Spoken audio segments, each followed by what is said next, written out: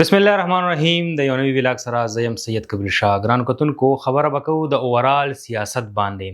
کله نه چې مونږ ګورو دغه سیاست ته خلک راځي یا څومره پاټې دي په دغه سیاست کې سیاست خو کوي لګیا دی خو هغه هم د عوامو سره ځکه چې مونږ ګورو کله د اوټونو ټایم شي او بیا الیکشن کیږي نو په هغه ټایم کې په ګلو ګلو کې دغه سیاستدانان ګرځي کم چې نن سبا ایم پی ای ایم ان ایز دي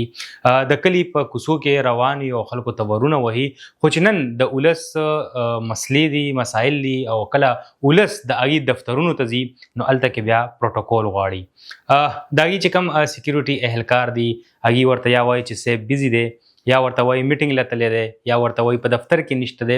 نو دغه اوټونو باندې راغلی کم سیاستدان چې دی ایم ان ای دی ایم پی ای دی په کار خو دغه دا چې د کمې حلقې ایم پی ای جوړ شوي دا د دغه ولس په اوټونو باندې راغلی ایم پی ای دغه ولس ته توجه نه ورکوي دغه ولس هم یو ګیله کوي د خپل ایم ان ای ایم پی ایز نه چې کله د اوټونو ټایم شي نو مونږ ته به په کوڅو کې ولاړې مونږ ته به وعدې دعوې کوي لګیا وي مونږ ته به وایي چې مونږ دلته دا کوو مونږ دلته هغه کوو خو چې کله دی په دغه څوکو باندې راشي کینی او کله ایم ان ای جوړ شي یا کله ایم پی ای جوړ شي نو بیا د دې چې کوم هغه رویه ده کم د خلکو سره د ملاقاتونو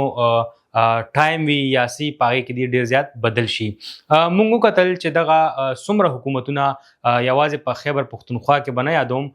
په اوورال پاکستان کې چې څومره حکومتونه راغلي دي ټولو حکومتونو خپل وخت تیر کړی دی خپل ټایم تیر کړی دی خو یو حکومت هم داسې نشته دی چې هغه د ولس اواز اوچت کړي یا د ولس د اوټونو له وجې چې کله دی په دغه څوکۍ ناست دی نو دغه ولس غور وکړي کله مونږ ګورو د سی ان جي بندیز دي کله مونږ ګورو چې پټرول ګرانیږي کله مونږ ګورو چې لاک ډاون لګي کله مونږ ګورو چې مارکیټونو کې داسې نور غټې مسلې چې کوم دی هغه مخې ته راځي خو دغه سیاستدان یا دغه ایم پی ای یا دغه ایم ان ای یا په حکومت کې ناس چې کوم موجوده خلک دي هغې بیا دغه ګیلې هم کوي چې یاره مونږ پسې خلک خبرې کوي لګیا دی خو دغه ولس له هم پکار دي دغه ولس له هوښیارېدل پکار دي چې دې نه بعد ستاسو کوڅو ته څوک راشي یا تاسو نه اوټ غواړي نو لومړنی شرط ورته دا ایږدئ چې یاره مونږ له هغه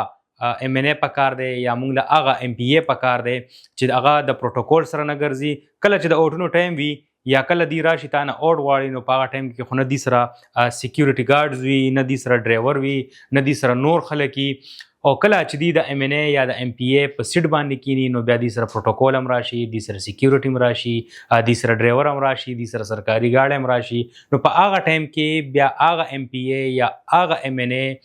تاله توجه نه درکوي ولې چې هغه د خپلې کورسۍ په هوش او आवाज کې چې کم دی نو هغه ناستي ګرځي مزې کوي لګیا دی نو دغه ټایم کې چې کله ایم ان ای یا ایم پی ای ستاسو کور ته راځي او تاسو نه اوټ غواړي او وایي چې زه به دلته دا کوم زه به دلته هغه کوم نو دې ځل پې کوشش وکړئ چې دوکه نه شئ یا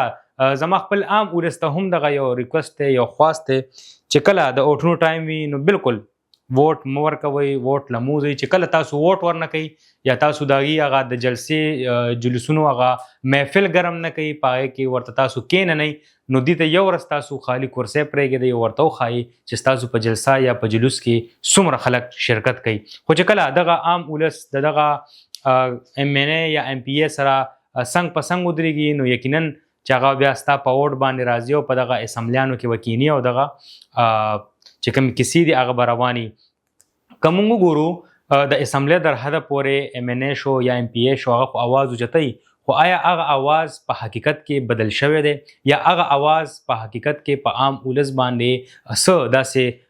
یو ښېګړی هغه کار چې کوم دی هغه راغلی مخې ته یا کړی وي نو تر دې دمه پورې خو چې څومره د ولس نه ته تپوس کوې یا پوښتنه ترې نه کوې نو هغې هم دغه جړا فریاد کوي چې مونږ ته په خیبر پښتونخوا په صوبه کې در دې دمه هېڅ داسې رعایت نشته دی یا داسې مونږ ته مزدوري نشته دی یا داسې مونږ ته څه روزګار نشته دی چې مونږ ووایو چې یاره مونږ زمونږ په اوټ باندې کم زمونږ د حلقې ایم پی ای یا ایم ان ای راغلی دی هغه مونږ ته کار کړی وي که مونږ د لوډ شیډنګ خبرو کوو هغه رنګې روان دی که مونږ د سنجیانو خبرو کوو هغه رنګې روان دی که مونږ د کورونو د ګیس خبرو کوو نو هماغسې نشوالی دی که مونږ بهر د مهنګایۍ خبرو کوو نو هغه هماغه رنګې روان دی که هغې نه علاوه مونږ د